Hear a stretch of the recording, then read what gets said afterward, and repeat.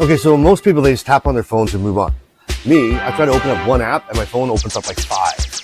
Trying to text my phone.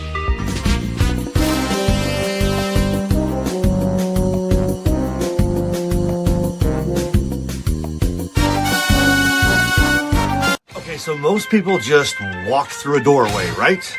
Well, me, it's like my feet just saw a do not enter sign. I step forward, but my legs suddenly forget that we agreed on this plan. Of course, I overcompensate and ricochet off the door frame like I'm trying to knock myself into another dimension. And at this point, if you see me hesitating in a doorway, just know that I'm giving my feet a stern talking to.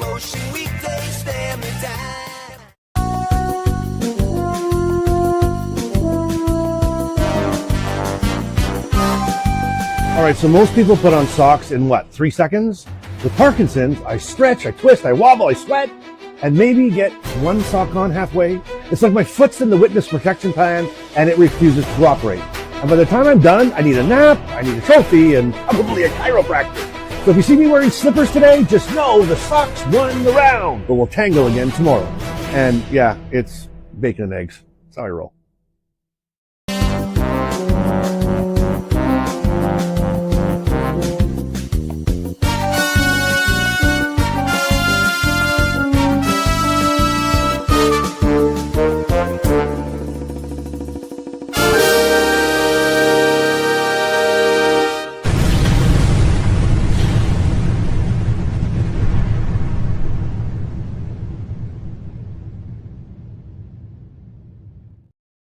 Hey everyone, welcome back to another episode of Life in Motion, the Parkinson podcast. I'm Bryce, and this is my buddy Brian. Hey Brian. How you doing today, my friend? I'm fantastic. I am so excited about today's broadcast. You know, today we're going to tackle something that's really, it's deeply personal. And it's something that we all go through and everybody's gone through. But how do we talk about Parkinson's? Who do we tell? How do we tell them? And when do we tell them? Yeah, you know, that conversation is different depending on who the audience is. You know, it can be your boss, your kids, your spouse, strangers. How do you wrap that up? Right. And it's amazing, and it could be different for each of them, right? And again, you know, again, it's our story. We're going to talk about things that we did and things that we, you know, ways we told people, how we told people, and things that worked and what we may have learned from it. But everybody's got a story. Everybody's different. But so we're thankful that you're here, and we're going to walk through that journey from that moment of diagnosis, right, all the way to the unexpected run-ins with strangers. And it's going to be exciting. It's awesome. I know, Brian, you've got a great story, and it's kind of where we got. What I find really interesting is between the two of us, it's where we have some differences as well. So it's a good kind of combination. Absolutely. But you know what? Before we get into that, we're going to do some Shaky Fakey. We're going to do some Shaky Fakey. If you're new to the broadcast, welcome. But this Shaky Fakey time, this is where I'm going to ask Brian some questions. I'm going to throw some common Parkinson's myths at you and at him. And I want you to tell me if they're true or totally made up. So if they're true or totally made up, and you can play along, whether you're live with us today, you put it in the comments when it comes up, or in the replay as well. Put it in the comments and we'll just see how you do. And Brian is a self-proclaimed, what is it called again, Brian? Expert generalist. So he's a self-proclaimed expert generalist, and I want to see if you can beat Brian. Brian's actually he won one and lost two, I think. So, but let's get at it. Okay, so let's get it. This is the first question. Again, play along with us. People with Parkinson's should always tell others about their diagnosis right away. So shaky true, fakey false. So people with Parkinson's should tell. What did I didn't know that. I forgot the question. People should always tell others about their diagnosis right away. Brian, shaky or fakey? And if you're playing along, throw it in the comments. So do you think that's shaky or fakey? I'm hanging my hat on fakey on that one. And Brian, you're going fakey. All right, here we go. That is absolutely correct. Absolutely correct. Totally false. You know, there's no one size fits all. It's a personal decision, and it's based on comfort and timing. And, you know, that's one of the things that I think, again, these are a lead up to what we're going to talk about. So there's no right answer. There's no right answer. It's what works for you. Okay, so 1 for 1, Brian. Here you go. You're out for a good start. I think that's, we're going to see what we can do. But here's question number 2. Okay. All right, here we go. Shaky or fakey? If you don't have visible symptoms, there's no reason to talk about Parkinson's.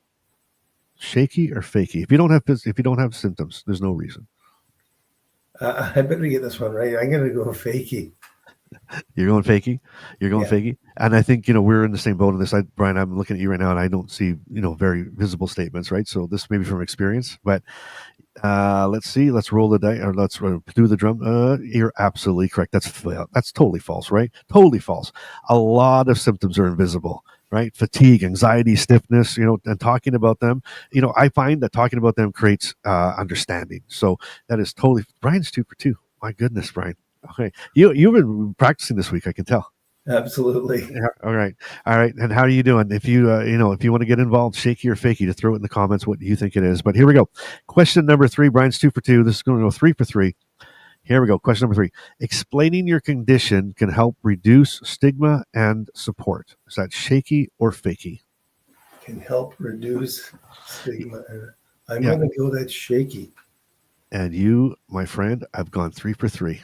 Absolutely, 3 for 3. I'm quite proud of that. Is that a new record? I think that's a new record. New record, but absolutely Shaky. Yes, when you're ready, being open, it can educate others and it can build empathy. So how did you do? Let us know in the chats, let us know in the comments how you did. But I really want to dig into this, Brian. This is a big topic. It's an important topic, and let's get right into it. So let's start with the big moment. Let's start with the diagnosis. So, Brian, I'll ask you, who did you tell first? And tell us a bit about that diagnosis and that step. Yeah, so I had my wingman, my wife Lori, with me riding shotgun the whole journey from beginning to end. So I didn't have to disclose anything to her, but we did have to disclose it from beyond that. Now, for me, it was a little bit different. Because I had the heart problem that I had in 2007, right. And I was diagnosed with Parkinson's in 2018, my core circle of family friends, as well as my extended circle of family and friends, were aware of that experience with me in the past. So I had something to leverage there. But we were also... Lori and I were managing our, I'll say caregiver circle, but it was our medical caregiver circle. So my GP was involved from the beginning, doing the standard tests that we would have expected. Right. Blood work, MRI, X-ray, things of that nature. But he quickly handed me over, and I don't know if I have the pronunciation of this totally correct, but this person was known as a physiatrist. And a physiatrist, I'll just explain it briefly. I've never even heard physiatrist. That's new. That's new one for me. Yeah, so they're responsible for diagnosing and treating medical conditions that limit a person's mobility, activities, or interactions with the world around them. These include conditions that affect your ability to move, to walk, to eat, in some cases to speak, or even complete activities of daily living, also known as ADLs. And that's like bathing and getting dressed. So for me, you wouldn't see those symptoms because where I was first challenged would be because it was in my right arm as the epicenter of my diagnosis. And that's my strong arm. Doing things like shaving. So if I had to take a razor and push it against my skin and down, even to this day, I have difficulty with that motor skill. Right. Combing my hair, toweling myself off. So the whole shower experience, if the folks saw the opening of today's program, they saw you talk about putting on socks, and between socks and a wet bathing suit, those are Olympic events. They really are. Absolutely, but I found the same thing with my diagnosis. So it was kind of crazy. So we went along for over a year with Dr. Marchi, who was my physiatrist. I gotta say that again. Sorry, Brian. I'm gonna stop you really quick because I want to know, people watching, if you had a physiotrist or have ever heard of physiotrist. I want to know. Just put it in the comments, please, because that's the first I've heard of it, and I think that's a really cool thing to have or get or to look for. So I just wanted, but keep going. So I didn't mean to interrupt, but I just want to know if anybody else has heard of it. It's a great point because, to be honest with you, even to this moment, I never realized how fortunate or lucky I was to have that individual in my corner, right? For sure. It was huge. And he started using the word Parkinson's early in my journey. And my dad always taught me, if you didn't want to hear the answer, don't ask the question. Yeah. So I played deaf and dumb with him. I didn't ask. I just let him. It was as if he was having that conversation with himself. Wow. Not the right thing to do, probably, to ignore it. Yeah. Because eventually the outcome is the outcome, but it felt good at the time. But at any rate, he was involved with me prior to me getting my neurologist, because he's the one who recommended the neurologist that I eventually got. So he had a big hand in my journey and diagnosis, quite frankly. So going back to how did we let people know? Yeah. I remember it well. It was Thanksgiving weekend in 2018. And Lori and I left the last appointment that we had just before the weekend, and we both knew that I had Parkinson's. So the neurologist had said, Brian, we're going to give you 6 weeks of levodopa, the gold standard for tackling Parkinson's. And then at the end of the 6 weeks, I want you to come and see me, and we'll have a chat. If the pills are working, you have Parkinson's. Yeah. And the pills started to work right away. So it wasn't long into my 6 weeks that Lori and I both knew. So she took on calling out to what I would call our tight circle. Okay. Right? Telling our kids again, that Dad was sick. Yeah. Geez, buddy, I thought I'd beat it once, and it came back and bit me again. So there's it's really interesting. So here's where we're a bit different. So just so I'll make sure that I'm getting this too. So you got diagnosed, right? And then Lori's with you. So you get diagnosed, and you're kind of like, when you know what you know, you're okay. You're just like, whether Lori's telling people or you're telling people, you're just, hey, I'm here, and this is how it goes. And I think what's really cool, and you brought up the kids as well. And see, for me, it was different. And I talked about this in other videos, so I won't get too deep into it, but I wasn't very comfortable. The one thing that we were different is that when I officially got diagnosed, and again, I remember the words was, the movement disorder specialist said, you have Parkinson's, right? And I went like, oh, yes, thank God. I know what it is, blah, blah, blah. But I was by myself. Like I wasn't there. My spouse at the time wasn't with me. Okay. So now I had to go tell my spouse. Wow. Right. And that wasn't, it was scary. It was kind of like scary because you're trying to, and I guess here, Brian, is what I'm trying to get to. And then you mentioned the kids, and I remember sitting my kids down. And so really quick, just to kind of throw my stuff in, is that I didn't want to tell anybody other than my spouse. So my spouse knew first, obviously, and then my parents were the next people I talked to, and then my kids. And my kids, I took a little bit because I wanted to, because you know how you are as a dad. You want to reassure them, right? You want to reassure them that it's going to be okay. But at the time, I don't really know what the hell was going on. I mean, I'm diagnosed. I don't know much about this. I don't know a lot. So I wanted to kind of educate myself a little bit, at least. But the one thing I found is that I was more concerned for them than me at the time. How they were going to react, if they were going to be hurt, upset, worried, scared. And I wasn't really looking at myself. And looking back, I think that's the right way to go. Don't get me wrong. I mean, we all do that. We're protective. Even with my parents, I'm like, oh, hey, mom, dad, I've got this, but I'll be okay. Don't worry about me, kind of thing, right? But I think that those initial conversations, they were the scariest for me. Were telling my spouse, my kids, and my parents.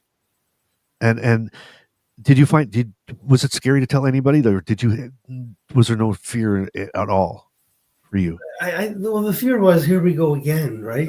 Like I said I'm the youngest of 4 siblings, and I said to my eldest sister when I phoned her and told her, I said, it looks like when they got to the 4th kid, mom and dad didn't get the extended warranty for me.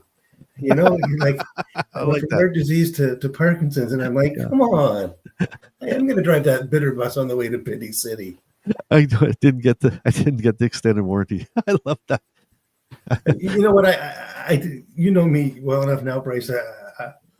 I like to crack jokes, and you know what? That was the hardest one because it was my eldest sister. So it set us at ease. It put us in a good place, and we could have a good conversation and move on. And I just wanted to let people know and move on. I think that's right. I was as bold as I was with my heart disease. I got this. If anybody's going to get this, give it to me. Yeah, I got this, and I'm going to take it on. We're going to be okay, kids. So again, difference. Like, I love that. That to me, that's I'm inspired by that, and I wish I was like that. For me, it was like I was the other way. I felt if maybe, and I look back now, I know this, but at the time, if I don't talk about it, it doesn't happen. It doesn't exist, right? And I think my brain at the time was like, no, I'll fight this. No one will ever know, kind of thing. And I love that I got this. I'm gonna have to deal with this. I'm gonna go get it, and that's the way I am now. It took me a while to get there, so that's amazing for you to have that right off the crack. But back to your humor part, I'm with you. I mean, I think that's why we get along so well, because I feel like it's, you're right. We've got it. It's our lot. We have it. Okay. So let's move on. But and that's funny. Those little things, like even in the beginning clips of the while we were waiting to come on, and I do these morning motivational things, and they're from real life. It's like if I'm struggling with something, for example, I did one on the socks, putting my socks on. So that morning, I'm literally, or the morning before, I was trying to put these socks on. And I'm, what the hell, and I'm trying to put the sock on, and I'm moving here and I'm twisting here, and in the moment I'm like, geez, and I get frustrated. I throw the sock down, like, this is ridiculous. I like, come on.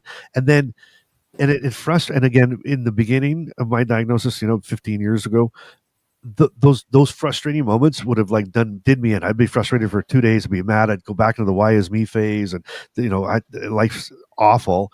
And now though, I feel like it's like I'm like, okay, I'll make a video. I was almost like I tell my Parkinsons. I talk to my Parkinsons all the time. I know it's gonna be crazy, but I talk to it all the time. Like, in other words, I go, you know what, you bastard, you just got another video. I'm gonna make fun of you. I'm gonna make fun. Like, when I make fun of myself, I'm kind of poking fun at making fun of myself putting socks on. But if you watch the video, I say Parkinsons. It's Parkinsons. It's that thing. And I feel like when I make fun of it, I take the power back. I don't know why or how. I don't know.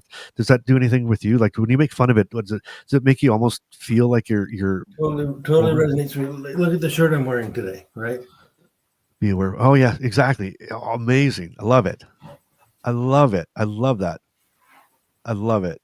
Yeah. It was a crazy roller coaster.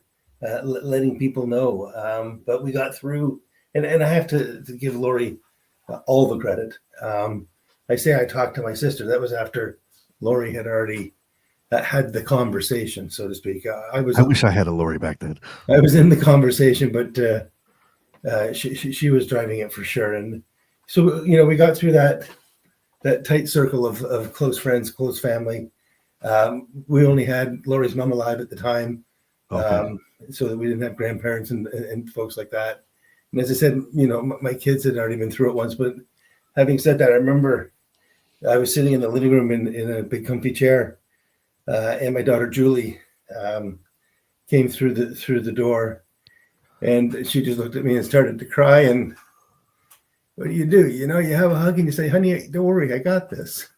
And she's the one that encouraged me to sign up and start volunteering again, like I did for the Heart and Stroke Foundation when I had my triple bypass. She's like, "Dad, why aren't you doing some stuff for Parkinson's?" In between the lines, she was going, "You lazy dumbass, get out there and do something."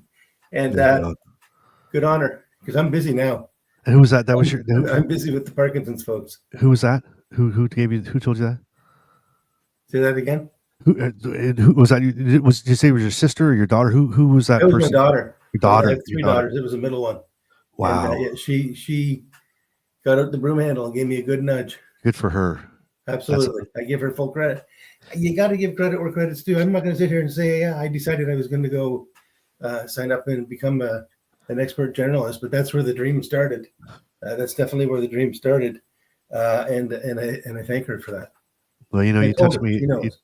That's amazing. That touched my heart, because I'm going to say something that I've never ever said out loud before, and and I don't know why I'm even saying this, but that kind of inspired me to say it. But my grandmother had Parkinson's, and you know, as I don't know, not silly as it sounds, but she got diagnosed like in her 60s or something, so she lived for about 10 or 12 years, I think, with it. And she was pretty, near the end too. She was pretty rough off, and I feel bad that when I had it, all I knew is that like I knew my grandma had it, and I was like, oh. And someone said, well, what does it mean? And I was like, I don't know. You shake a little bit. Like I didn't know a lot about it, but I do remember. And this was amazing, different for me. But I would remember one of the last times I visited her. And I'll tell you a story, Brian, because I have to say this out loud because I feel like. But anyway, she would sit in her chair, and she shaking pretty profusely, and the she was. And I know this now. I didn't know it then, but I guess the levodopa was giving her bad like hallucinations and stuff, and so they were trying to cut her back on it. And I just remember her always she'd sit in a chair and stare at a clock. She stared at this clock the whole time, and I was sitting there trying to talk to her. I'm like, Grandma, blah blah blah, and she's just staring at this clock, and I'm like, I was almost getting irritated, annoyed, because I'm like, I'm here to see you, and I want to talk to you, and I want to, and all you do is stare at this damn clock, and I remember I was feeling like really annoyed, and now I make jokes about living on this 3-hour cycle, with my meds, and so I get it, but so she passed away in September, 15 years ago this September, right around my birthday, and the day after she passed away, my right hand started to twitch. Oh wow! And I, take that for what it is, but and she passed away, and crazy enough, it was almost like I either wished I got this earlier or she lasted longer, because I felt like once I kind of got it and I understood, I kind of knew what she was feeling, and now I could be there for her. You know what I mean? We could, we'd be like buddies, like partners, kind of thing. And it blows me away, and so I wish, and one of the things I do is I try to educate people on it right away, so they I don't want to look at me being annoyed with me because I'm staring at my watch every 5 minutes because I feel like I need to take my pills. And so I think for me now, I've learned that the quicker I tell people, the faster I tell people, and I educate them on what it is and what it's not, because there's so many misconceptions out there that I'm not dead, I'm not dying, I can still we can still it's changed my perspective on things. Can I tell you one quick story? I know I'm talking too much, but I'll tell you one quick story because I just feel like I have to say this. But the last time that I was with my grandma, we went out to the grocery store, and we ended up in a Costco, and she would lean on the cart to walk, right? And we walked up, and there was these TVs, and the Wii had just come out. The Wii, yes. And she looked over and she said, "I've heard about those." She said, "I think you apparently can play tennis on the TV."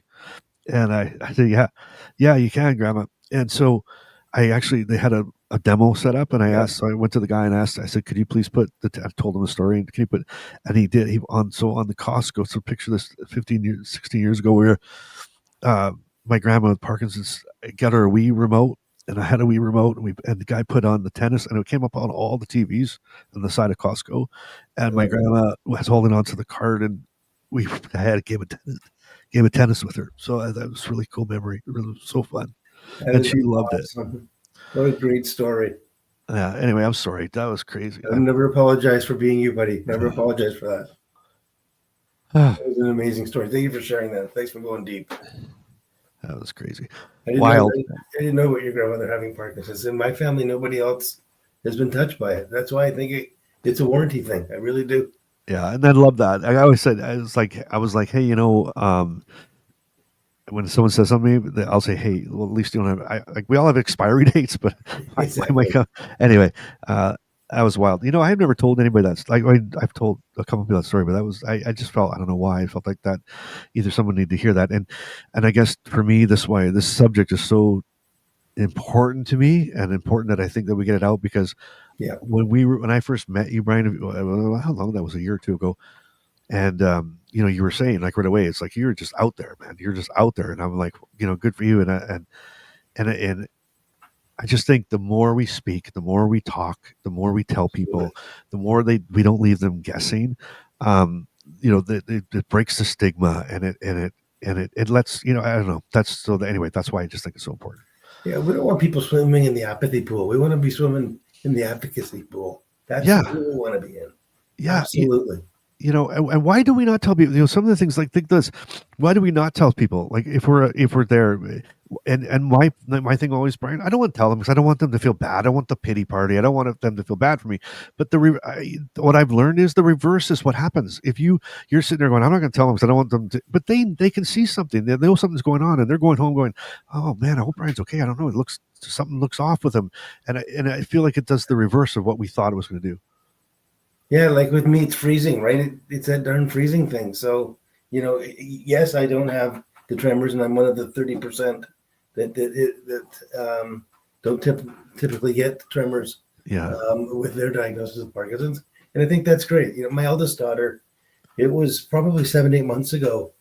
We were just sitting around again, and she popped in the room, and she said, and we started chatting about Parkinson's. And she says, Dad, one thing that's really neat about your Parkinson's, I said, I stopped her. I said, well, I'm interested to hear where this is going.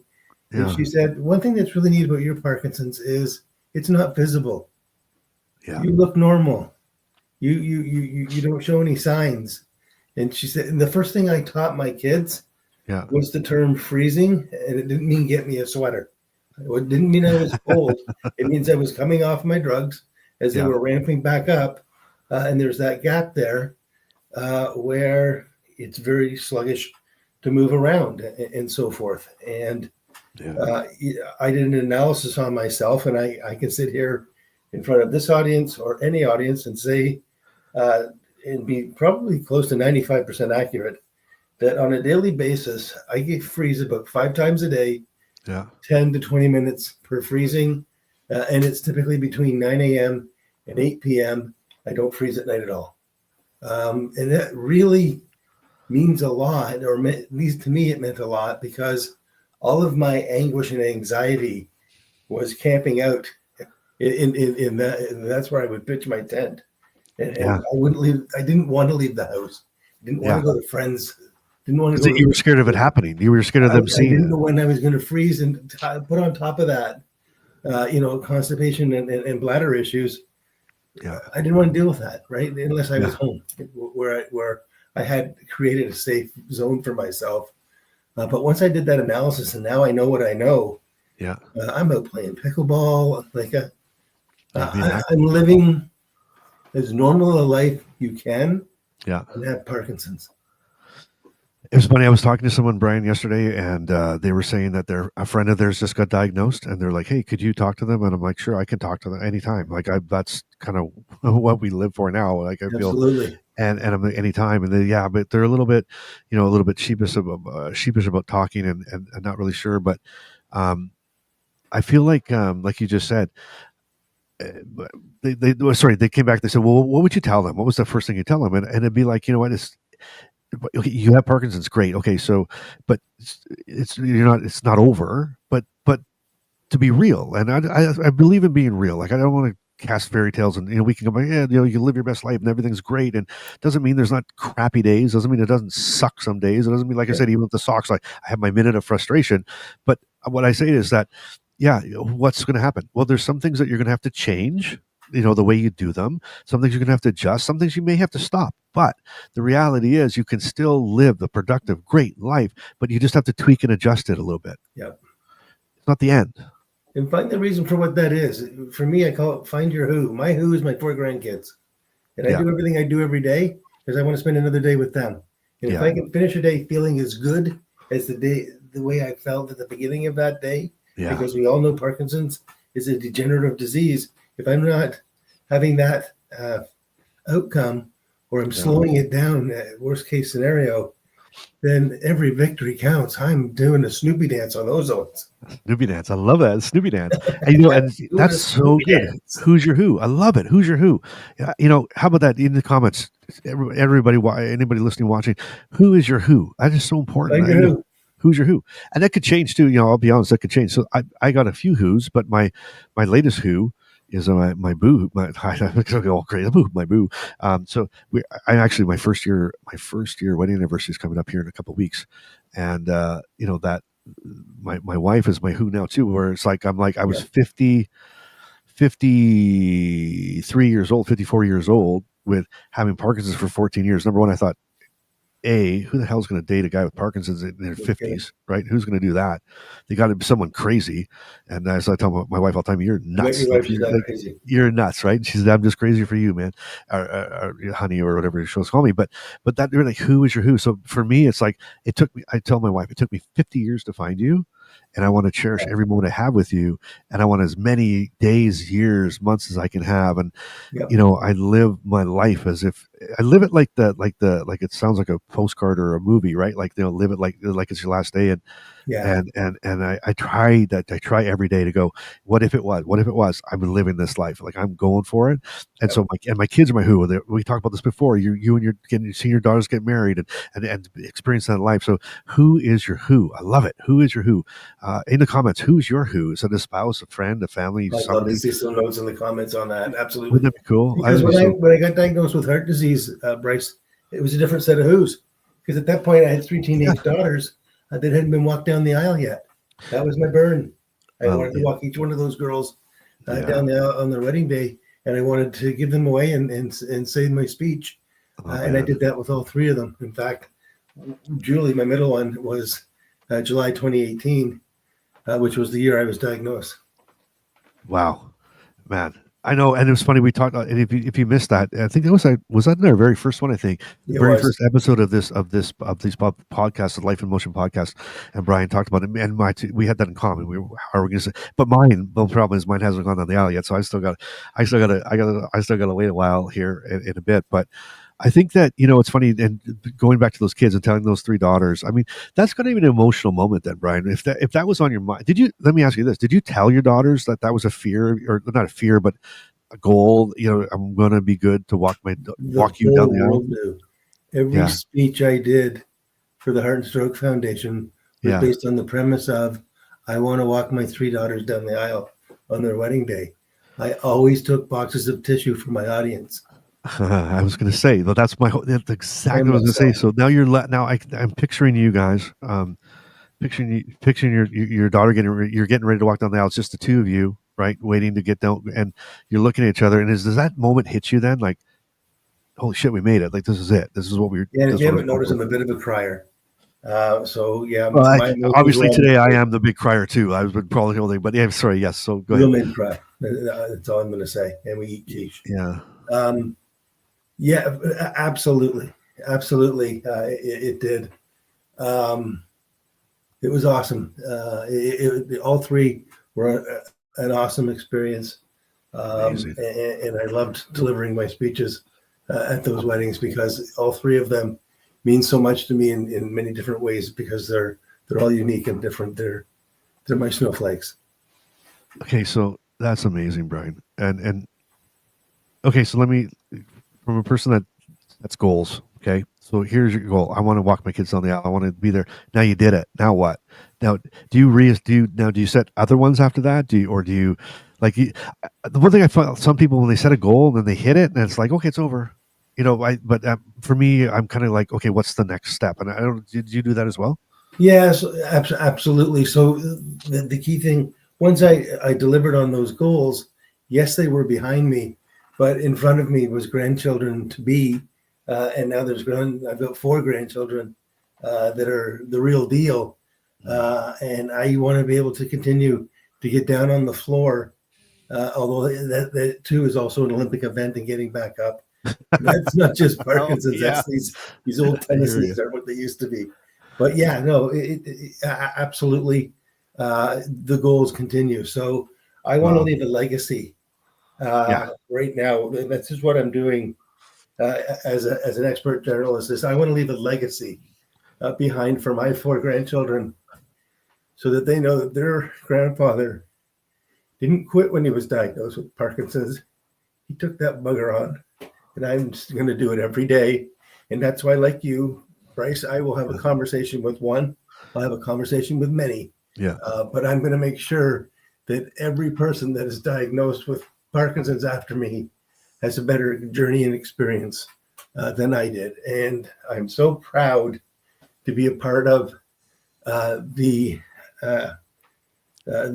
advisory council at Parkinson's Canada, which is a 3-year commitment in working with the CEO, Karen, as well as the board of directors, the executive leadership team, and 15 odd folks like myself, person with Parkinson's, as well as caregivers.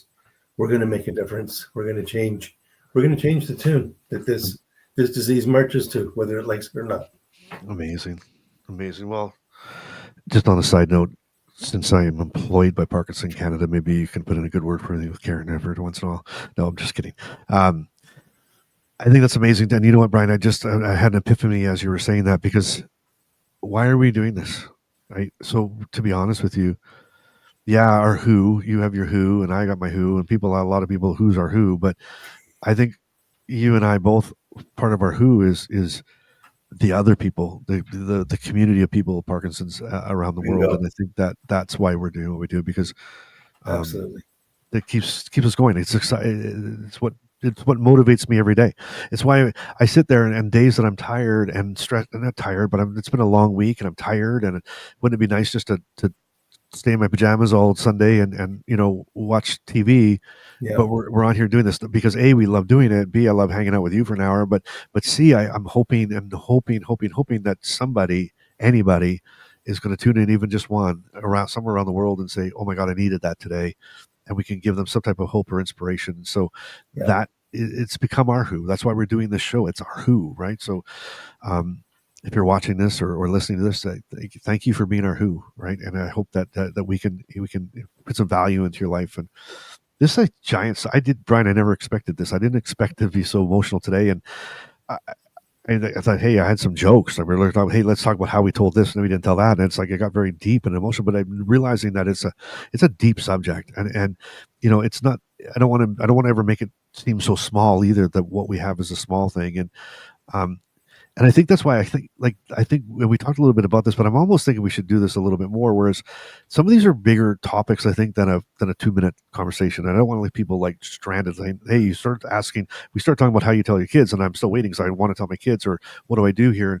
So I think next week too, we were talking about that. We're going to talk about work, like when to start work, when to stop work, how to tell people work. And I think we're going to break these into many sections. I think we can even talk about, our kids and our family, because it's not easy. Like we're saying, hey, we did this, and we're like, well, I don't want people to think that, oh my God, it's so easy for them. There must be something wrong with me, but it's not easy. These aren't easy things. Yeah. They're not easy conversations. I remember sitting with my kids, and at the time, I think they were all preteens. I had one daughter. My daughter's about. I screwed up, and by the way, just to let myself. You're good with easy math, buddy. Yeah, I screwed up. Well, I said my daughter, whatever, one of the last episodes when I was totally off, and my wife explained to me later how old she was. Should have been. Yeah, I was a whole decade off. I'm like, what am I doing?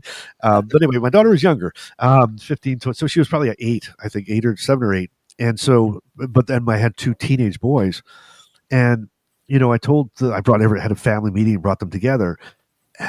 Looking back, some advice for me, at least personally, I probably would have done it a bit differently, because my daughter had to hear something different at 8 than my son at 14. Yeah. He came up with the questions that were like, oh my God, I don't think my daughter's ready for that yet. And I want, so I think there's some learnings in there that we can really dig into. And I mean, between the two of us, I think we had kids from 8 to 20 something. Well, right? 38. We can cover the spectrum on that, Yeah, for sure. And it's important. It's important stuff, because we want to protect their feelings, but we want to be honest with them at the same point, right? And we want to be able to.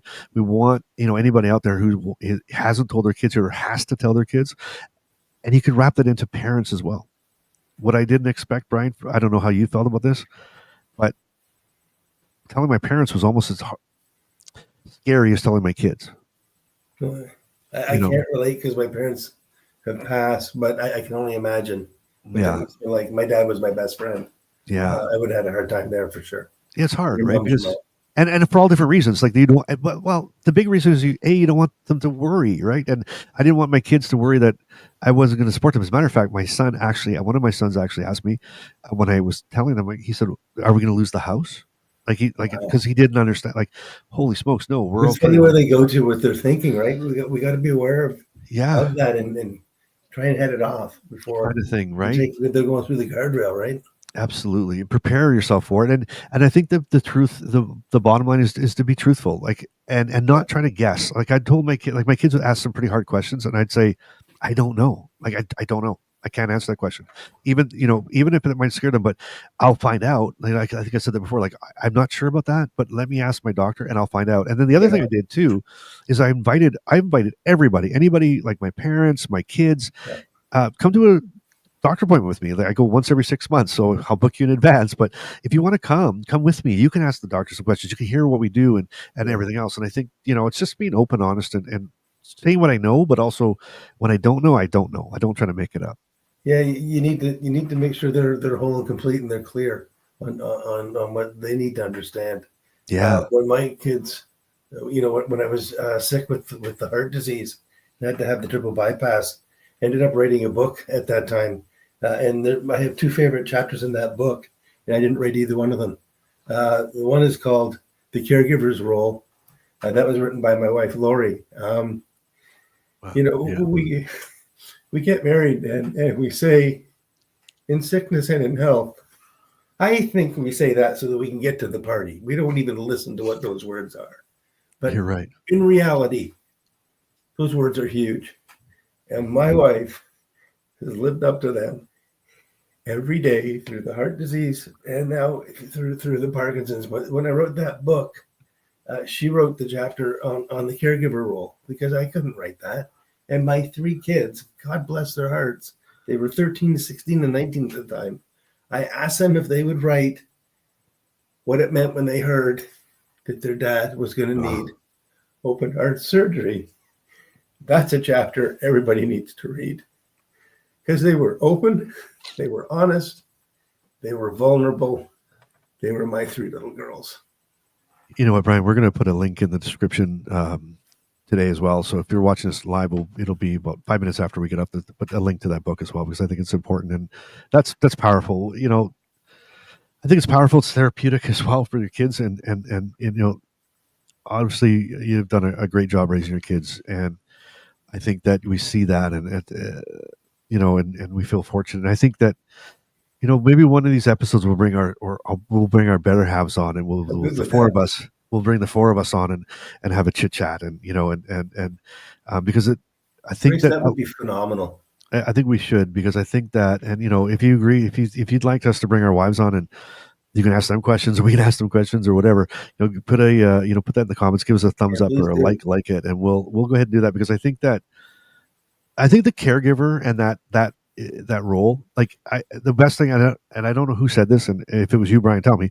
If it wasn't, then I'll just take credit for it. But someone said, you take credit anyway. Oh, actually, no, it was one of our someone left a comment on one of the videos and said that when my partner was diagnosed with Parkinson's, it wasn't they weren't diagnosed, we were diagnosed. Oh, wow. No, that was, and I thought that was powerful. We were diagnosed. And I think that a lot of times we forget. And we forget sometimes. They don't have credit. Like, that's not, come on, man. Like, they play a massive role in our lives. Whoever that care partner may be, whether it's your spouse or whoever that person is for you, that you're it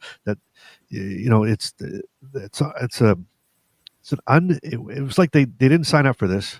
No. Right? They didn't sign up for it. It's not something anybody would wish for, but yeah, we need to make sure that we recognize that, and we lift them up and we applaud them, because it's a tough job. And if you're a caregiver watching or listening, thank you for what you do, and thank you for 100%. What you go through. And I know there's days where you want to pull your hair out, and there's days that you look at it, that's how tough it is, but it's such an important role. And even the days that I know for myself, there's some days you don't say thank you. Some days it just becomes natural anymore, but where it's a tough job. So anyway, we should do that. We'll bring that on. We'll do that. We'll set that up, right? With Lori, that's a phenomenal idea. I'll have to talk my wife into it. I don't. She might be like, "What the heck?" But yeah, mine would be the same. But that's okay. You and I can't shut up, so we'll carry the conversation. They'll just correct us for an hour. It's perfect. They'll be the ones telling us, "Okay, that's enough. Let me talk. I can see it. I don't know. We need someone to like work the mics and mute them off." But no, we'll no, give them 100%. 100%. My wife said she can't send me it. She sent me it the other day. I had to go pick up something. Or drop something off for somebody, and I said I'll be like 5 minutes. I'll be like a 10-minute drive, 5 minutes with them, and 10 minutes back. And she said I'll see you in 2 hours. And I said I said you're right. He's a big talker, isn't he? She's like So I got a question. I do. What's that? Was it 2 hours? It was like an hour and 58 minutes. Yeah, she was right. I love, you know what? I love people and I love talking and I love engaging. And to be honest, something about Parkinson's came up, and I'm kind of that guy. If I hear something now, when I went for years not wanting to tell anybody anything and not, kind of not wanting anybody to know and not talking about it. Now I'm like if I hear anything or see anybody, I'm like, I want to educate. I want to talk. I want to advocate, Absolutely. So it's like, I have to, I'll spend as much time. And she knows that as well. And she's the same way. Because, can I give you a really quick fun fact? I'd love you to give me a quick kind of touches on that. I think it was 2 weeks ago after we did our Sunday call webinar here. Yeah. I got a note on Facebook, and the individual that was reaching out to me was my neighbor in 1968. So wow. I was 7 going on 8. The Leafs had just won the cup the year before. I haven't seen this person since 1968. Wow. I wasn't even born in 1968. I actually hung out with her brother. We were in the same class, but we moved away in 1968. But Facebook and social media is a funny animal. It really shrinks the world. Nothing is 6%. It's more of a 1-2%. Long story short, she reached out because her best friend had just been diagnosed with Parkinson's and needed somebody to talk to. Had coffee with her 2 days later. It was awesome. And you hadn't seen the time, Bryce. If we have to do it one at a time, we'll make a difference. You hadn't seen her. You hadn't. I wouldn't know if I walked past her in the mall. Oh my God, Brian! You know what? I wasn't even born in 1968, so haha. Yeah, I know. That's an amazing. And you know what? And the thing is, Brian, had you not been doing this or stepping out and proclaiming things and posting things online on your stuff, she might not have had anybody to reach out to. Right. And now we're having a second coffee. I'm just waiting for her to find the time. I'm available. I'll have That's amazing. That's amazing. Okay, let me ask you this, Brian. Why? Why do you, what would you tell somebody who is maybe sitting, listening to this or watching this, and they're saying, man, I don't know, maybe I should do something. Maybe, why do you do it? What does it do anything for you personally? I like to think of myself as a student and a teacher at the same time. I'm at the front of the class, but I'm also in the class because I'm an expert journalist. I'm not a general expert. That would be, I have to know too much, and I'm too old to put that much time into learning. I'm an expert journalist because I know a little bit about everything, and if I don't know the answer, I know where to go get it or where to lead you.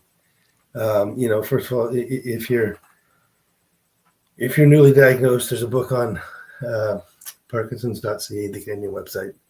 I call it Every Victory Counts. That's your journal. That's your encyclopedia. You need to get a copy of that. You need to get a buddy system. Somebody like me or Bryce that knows a little bit more about Parkinson's than you do, so we can help you in that journey. Brian, I just thought of this too. What we'll do in the description a little bit after we end the program, I'll make sure it's in there. So in Canada, Parkinson Canada has the Every Victory Counts book, and in the United States, it's the Davis Finney Foundation. And again, free with there's adapted for Canada, and there's a U.S. version. And if you don't have that, I go to the description and click it, because again, free resources, but it's the Bible. It's the one. I tell people this. Everybody somehow seems to know that book, What to Expect When You're Expecting. I don't know but everybody say, there's a book called What to Expect When You're Expecting. And it's like everybody who's pregnant has it. And that's this book here. this is the Parkinson's book of the same thing. It's Every Victory Counts. It's not a book you read cover to cover, Brian, right? It's not one you're going to read cover to cover, but it's like the encyclopedia of it's such a good resource to have. You get it, you put it on your desk or on your counter, and when something happens or something's coming up or you want to look up a symptom or what a medication is, it's a go-to. It's an absolute game changer. Yeah, I tell the Gen X and the millennials, think of it as Google in a written format. In the book, what's the book? If you want to know something about freezing, Yeah. go to the back of the book, look up freezing, go to that page. Yeah. You'll know everything about freezing. Absolutely. After you read those few paragraphs. Absolutely. No, that's smart. I mean, it's a good resource. We'll put that. We'll link it. I think there's digital copies too. You read online. But okay, Brian, I'm going to ask you a real tough one here. Are you ready? Mm-hmm. Who was the hardest person? Like, who was the hardest person that you had to tell about that you had Parkinson's to? My kids. And while you're thinking about it, again, in the comments, please, join the conversation. Who was the hardest person that you had to tell? Yeah, it would be my kids. Yeah. Absolutely. Yeah. Like if you think back to 2007, when I was diagnosed with heart disease, like the youngest was in grade 8, the middle one was wrapping up high school, and the eldest was just starting university. All very important crossroads of their lives. What's great is I got to dance with my daughter at her grade 8 graduation. I got to go to my daughter's high school graduation, and I got to see my daughter finish her first year of university and make the dean's list 3 years later. Awesome. I couldn't be prouder. That's amazing. That's awesome. That is amazing, man. Holy mackerel. My nose is plugged. I've been crying so much here. So it's thank you for being vulnerable too. It's amazing. Like this is again, it's just real, right? It's just real. That's what it's all about. And I love that. I love that about that. Listen, do you want to do some shake up real quick? You know what? I do. Okay. All right. Let's do that. Let me get oriented. I'm a mess over here. I'll just give me a second. Okay, no worries. I would also say this too, and Brian's doing that. So next week, I think we're going to talk about that, work. How do you know to leave work, when to start work, when to leave work, when is it time to leave work? How do you tell people at work? How do you incorporate that? I know we have 2 different journeys on that, and it's quite exciting and whatnot, but we're just thankful that you're following. You ready to go? All right, we are ready for shake up. Are you ready? All right, let's do the shake up. I'm always ready for the shake up. Yeah, you're getting pretty good at this, I got to admit. So we're going to go with scenario number 1. Okay. And for the audience, I'm going to read a scenario for Bryce, and I'm going to give him 3 options on how he thinks he might handle it. And then he's going to let us know what the actual answer is. And if you want to play along, by all means, we would love to see your answers in the chat. Yeah, I want to see if I'm an outlier. I could be an outlier, and maybe I'm all by myself, and then I'll know I'm by myself. But yeah, if they drop I think it's an A, B, C, or D, and drop it in there so I know, and see if you think like me. I don't know if you do. Okay, go. That would be great. And so Bryce, you're at a barbecue. Okay. And a distant cousin walks up and says, "You have Parkinson's, but you look totally fine." How do you respond? I've got 4 options for you. 3 options. Do you A, shrug it off? Mm-hmm. B, explain that most symptoms are invisible? Or C, drop a sarcastic one-liner? Okay, so do you need to repeat those? Yeah, no, I think give me a repeat. Okay, so my cousins, I'm at a barbecue. My cousin's like, "Hey, you don't look like you have Parkinson's." And okay, so do I? Exactly. Okay. So A would be shrug it off. Yeah. B would be explain that most symptoms are invisible. Yeah. And C would be drop a sarcastic one-liner. I would combine B and C. B and C for sure. Number one, so number one is, and you deal with this, and I deal with this. That happens all the time. But and in the beginning, I'd just make a joke about it and kind of move on and not want to really discuss it. But now it's like, yeah, well, you know what? I go with B. And that's again breaking the stigma about Parkinson's and what people know and don't know. What I believe this, Brian, that most people around our age or a little older or younger, they they know Parkinson's by Michael J. Fox, or they know Parkinson's by, somebody, and it's always it's the movements, the shaking, the movements, the shaking. But my God, that's just one. For me, it's such a small part of it. It's the stiffness, the brain fog, the freezing, the stuck, all this stuff. Oops, all this stuff that they don't know. And again, the quicker I tell them that these things happen to me, when it happens to me and they see it, they're not going to be like freaked out. Maybe Exactly. they're not going to be worried about it. So right away, I'd be like, no, I'd be like, keep it light. I'd be honest, but I'd be light. I'd say something like, yeah, you know what? I know. I'd agree. Like, yeah, I know most of it's invisible, but it's still real.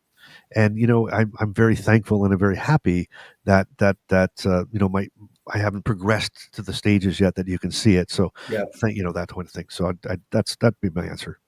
Perfect. And that's if I like her. If I don't like her, I'd say something really sarcastic, but I won't leave that for another day. Yeah, I was kind of thinking you might be a bit of that one too, to be honest with you. Let's go to the second one I have here. Yeah. And here it says you're on a first date. Yeah. Your tremor kicks in.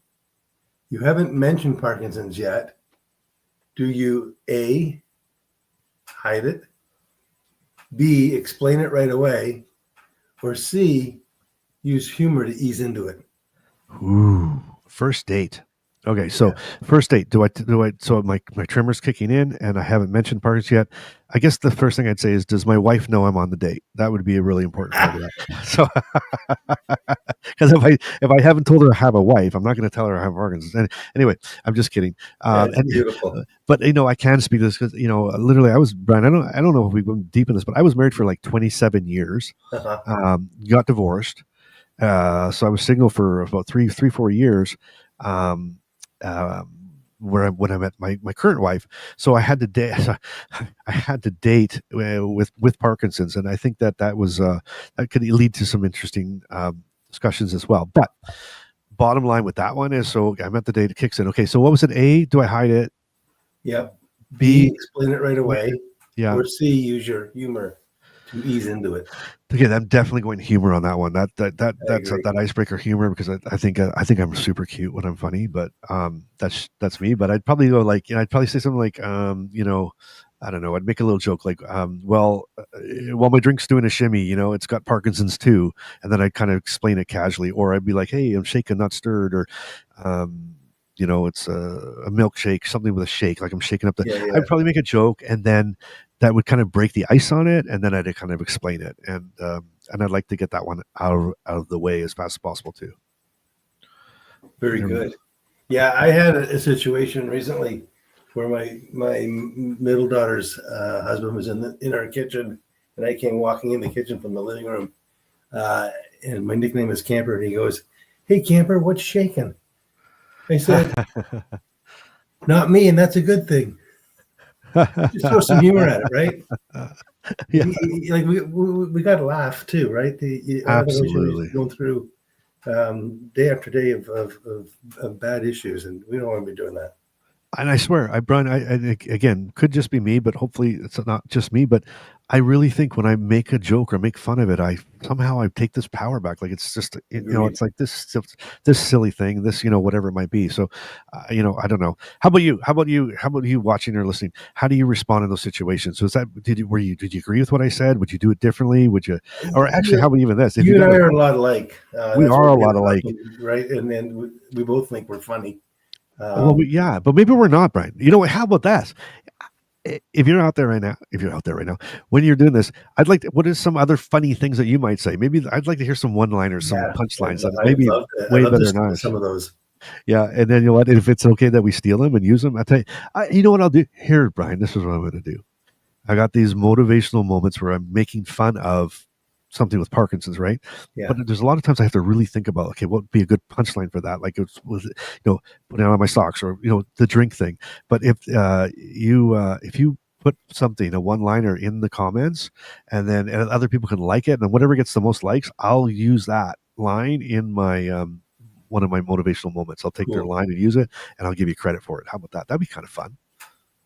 That'd be a lot of fun. Yeah, that's why I use the extended warranty example. And all kidding aside, I love that, by the way. I think people, remember and relate when there's humor tied to it, for sure.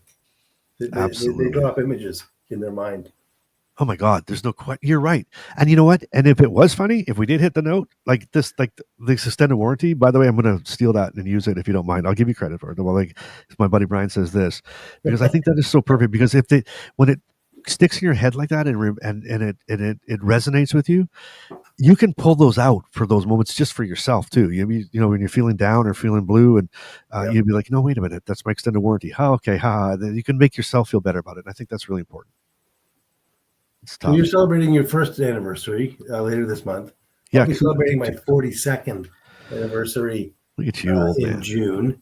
Beautiful. Lori and I met. We were 15 and 13. Here's a quick fun fact. First date.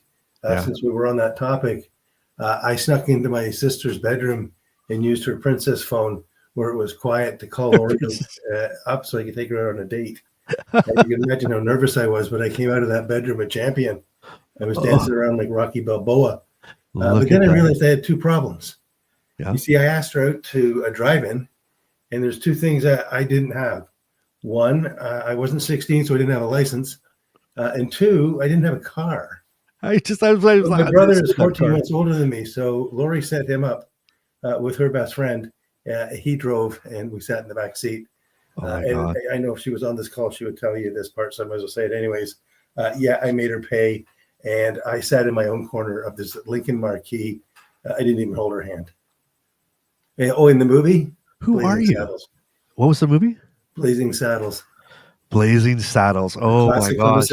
I love it. You know, that part where they're around the fire. Oh my God. I can't even go there. I'll start laughing. Okay. Hold on, Brian. Just a second. So you didn't have a car, didn't have a driver's license, right? So number one, why the hell would you even think about a drive-in? Well, grade 7 was the best 3 years of my life. So do the math on that. and then you didn't pay. I think we need to bring Lori on a lot sooner, maybe even by herself, because anyway. It's her fault. She sat on the side where the window was rolled down to pay for the movies. She paid for me. Oh my God! Well, they do say that the girls mature faster than boys, don't they? I think. I was still trading hockey cards, buddy. Oh my God, that's amazing! What a story! You know, I'll tell you what. It's funny for me on the reverse side of that. I was working at the time, and this is really really quick. So I was working and I was going through a divorce, and I was going to this restaurant lounge, I guess, we were doing inventory at the store, and I took the staff there.